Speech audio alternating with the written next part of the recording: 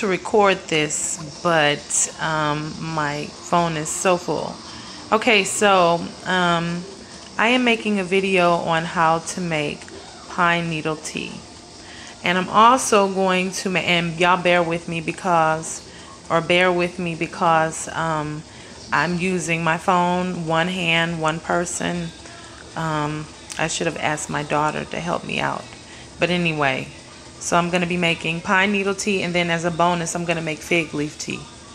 Okay, so here are my ingredients. And I have this, I should have left it hanging so y'all could see it hanging. This is how I dry my fig leaves. And these are the fig leaves. These are the pine needles. I'm going to add some honey, a little bit of sugar. I don't have that honey or the sugar up here right now. It's not even necessary if you don't want to. But, okay, important thing. I'm going to take a few leaves off of the, and I've already washed these and everything. So I'm going to take a few leaves off of the fig. Do that first because I'm making less. So I'm just going to crumple them in there just like that. And I'm doing this because I want, it's important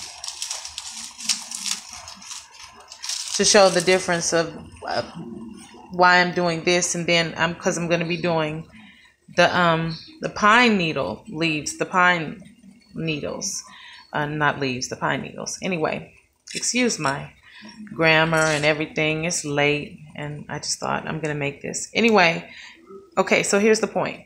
Fig leaves, you can boil. Pine needles, you do not boil, right? So the pine needles are waiting for this to come to a roaring boil, and which it really is ready. And this can already be boiling in there.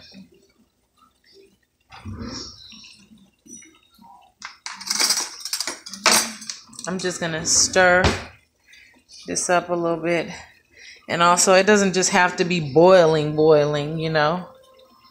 I'm just going to cut it down very low, just so that I won't scorch myself, and mix it around in there.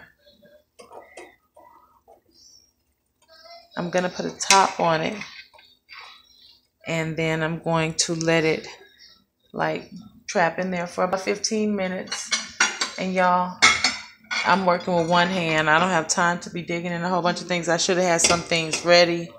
This was just like impromptu. So I'm putting a top over it, and I'm just gonna cut off the fire because you don't need it. You know, you don't need to scald it. You just can put it in boiling water, whereas it's not a very good idea to put the pine needles in the boiling water. It releases some sort of tannins, which are poisonous to humans. Find out more information. I'm not a doctor. I use just regular water. I'm not going to just give them, you know, it's the brand or the store brand.